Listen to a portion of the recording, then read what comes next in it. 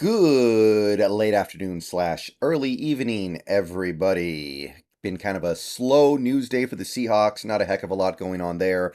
There was no on-field practice today, so didn't really get to glean any new information from the players on the field. Most interesting thing that's happened with the team in the last 24 hours is the talk about Kobe Bryant playing safety. Apparently, he's been doing it a decent amount so far in camp this year, and I kind of like it because that may be his ideal position at the end of the day.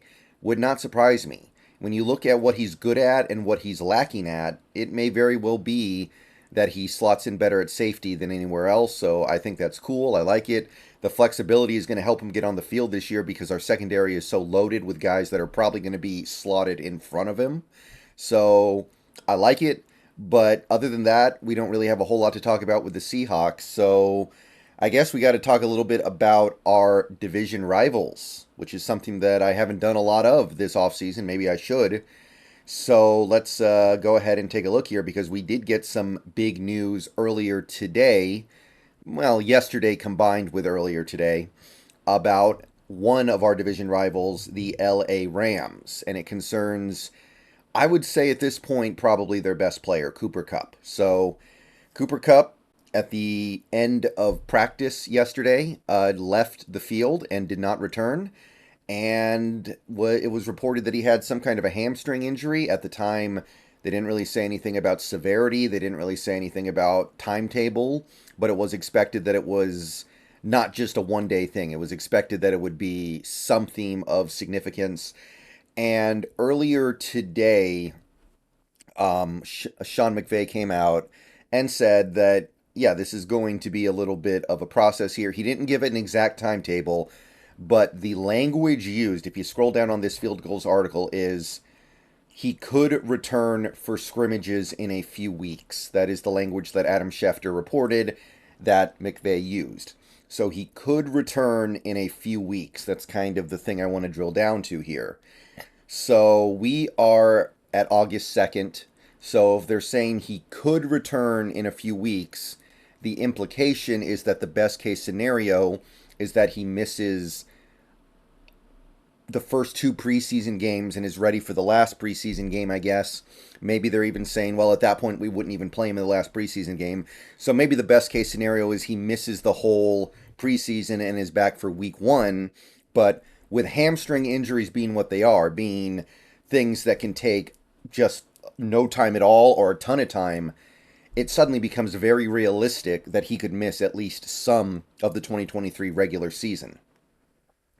And it's pretty obvious why this is significant to us as Seahawks fans. The Seattle Seahawks play the LA Rams. Not only do they play them twice this year, but they play them in week one. So if Cooper Kupp's injury goes even a tiny bit over this estimated timetable of a few weeks, that means Cooper Kupp will not be out there for week one. And given the fact that it is a hamstring injury as well, we also have to entertain the possibility that he's out there, but he's not really himself. That he's not really the Cooper Kupp that we know. The Cooper Kupp that has been so dominant the last two seasons in particular. So that is definitely something that can change the math of putting together a Seahawks-Rams matchup at least a little bit. Now, don't get me wrong, I think most people in this fan base and most people in the NFL world would expect the Seahawks to handle a team like the Rams this year, but obviously not having your best player on offense, and I would say I'm going to go ahead and double down on that, their best player overall makes things that much harder. Cooper Kupp, he did just turn 30, so maybe this is just going to become part of the process with him. Maybe he's just going to start dealing with nagging injuries pretty consistently as time goes by. That's possible. But Cooper Kupp, I mean, you look at 2021, it's one of the best years any wide receiver ever had. He had almost 2,000 yards from scrimmage. He had almost 150 touches, 16 touchdowns, almost one touchdown a game. He was dominant in the playoffs. He won Super Bowl MVP. It might be the best year any wide receiver has ever had in the NFL.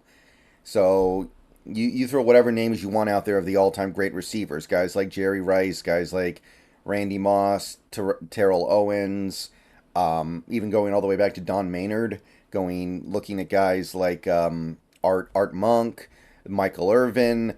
It's very possible that Cooper Kupp beat them all in 2021. And last year, on a per game basis, he was playing about as well. He tapped out after 9 games. He got hurt, went on IR, but he was still catching about 8.5 passes a game. He was still putting up the production. It just wasn't in service of anything because the offense of the Rams was so bad. But he was still doing his job. He was still producing at a really high level. And we all know that when Matt Stafford is out there, and he is supposedly going to be out there for at least the start of the season for the Rams, Cooper Kupp is the only guy he wants to throw to. And last year they had other good players like Allen Robinson, like Tyler Higbee, and Matt Stafford didn't love them. He had eyes for only one man most of the time, and it was Cooper Kupp. So this is a big deal. So we're going to definitely monitor this story as it goes along. We're going to see if this ends up being anything meaningful, but it sounds like the best case scenario is that he's ready for week 1, meaning that he misses the preseason. Now, given Cooper Kupp is coming off a major injury and given the fact that he's a veteran who has proven himself, I'm not so sure if Cooper Kupp would have played that much in the preseason anyway. But it's definitely significant that he's not even going to be practicing. It's definitely significant that it's a hamstring injury when there are a lot of other injuries out there that you can get a more concrete timetable on, but a hamstring injury, not so much. So that Rams roster, by the way, let me put it to you like this. Is there a roster out there more dependent on their star players? Because you look at the Rams offense, they're pretty decimated outside of Stafford and Kupp. And I don't know what Stafford's going to be now that he's had this major injury and he's as old as he is. I don't even know what Stafford really is now. So after Cooper Kupp and I guess Stafford, there's a huge drop-off. They don't really have that much else to work with. And you look at that defense, they got Aaron Donald, who I do think is in a different phase of his career and isn't the historically great super-duper star that he used to be. It gets really thin really quickly because they let a lot of guys go in the offseason and they didn't do much to replace them. So you do the math, and there might be no team in the NFL more dependent on their superstars than the Rams, with Kupp, Donald, and to a certain extent Stafford. So if they miss one of those guys, they really have nothing. They might kind of have nothing as is. They were not a good team with Kupp and Donald and Stafford last year. But they really don't have anything if Kupp is missing even so much as a single game. So definitely a big deal. All right. I'll talk to you guys later. Let me know what you guys think. Pretty big news. I mean, the Seahawks are battling their own injury concerns with their running backs and stuff, but you look around the league, and it's not just the Seahawks. You look around the league, and you can see plenty of other teams that are dealing with their own problems. Look at what Denver is dealing with already with their wide receivers. Look at what the Rams are dealing with now. Even a team like the Alliance with a Chauncey Gardner-Johnson. There are plenty of injuries out there, and you just have to hope you're not one of the teams that gets really dinged. All right, so we'll keep an eye on this story as it develops. I will talk to you guys probably either tonight on Twitch or tomorrow on YouTube.